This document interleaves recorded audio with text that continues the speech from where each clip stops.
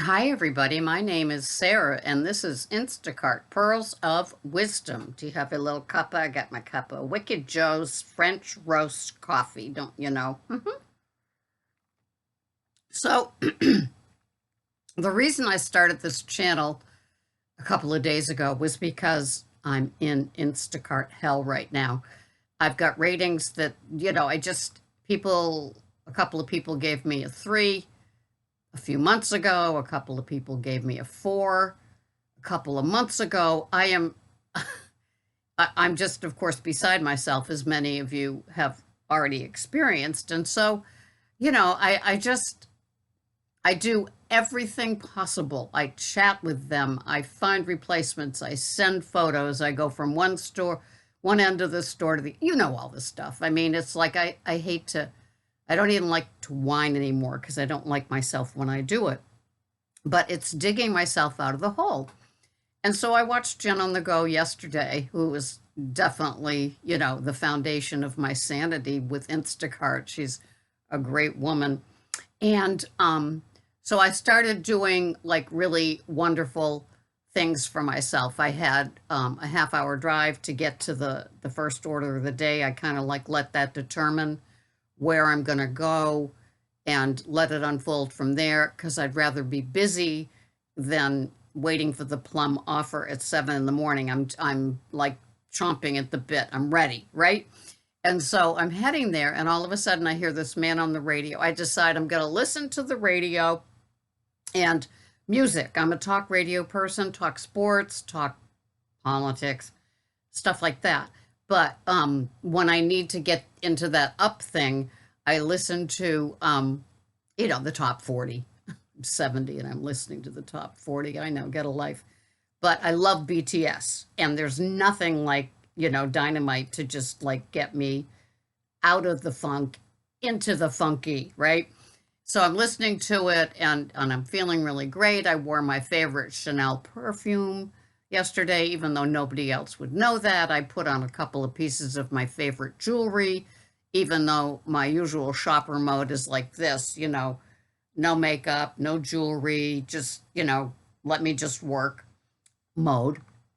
And I hear a man on the radio, and he used to be on the radio locally here on Cape Cod, and then iHeartRadio did kind of like the Queen's sweep of the high paid ones, and he went, and so he's got a little gig now on this other station. It was so great to hear him.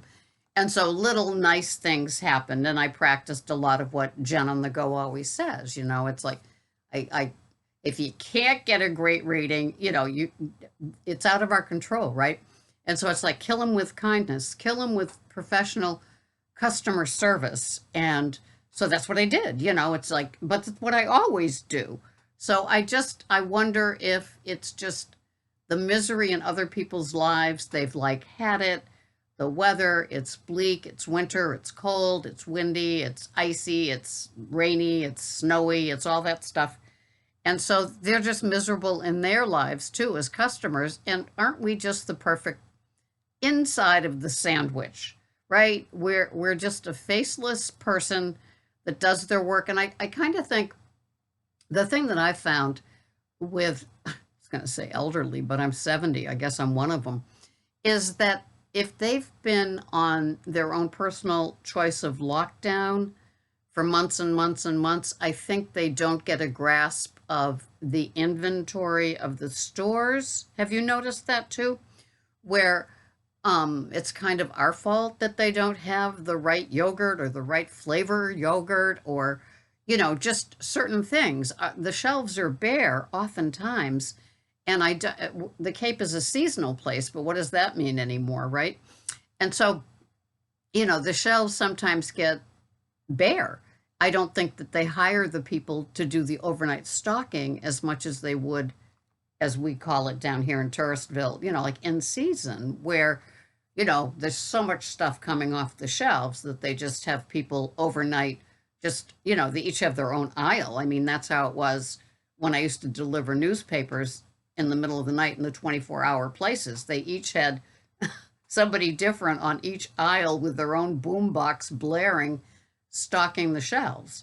And it isn't that way anymore. And of course, One day, Shaw's, also known as Star, also known as Albertsons, um, the produce man told me that, that the warehouse, because they're in a certain union, they had 4 days off in a row. So there was no warehouse loading the trucks. The trucks were ready to go, different union, and but yet there were no loaded trucks for them to bring to the stores. And so, something as simple as like the 3 pack of romaine wasn't available, right? And so we tell our people this stuff is out of stock, but they don't believe it. They just assume that we just don't know what we're doing, where we're looking. I had one lady yesterday who said, make sure you check every single place for that Marie Calendar frozen dinner that I want, because I know that it's hidden in different places. And it's like, yes, I know. I know.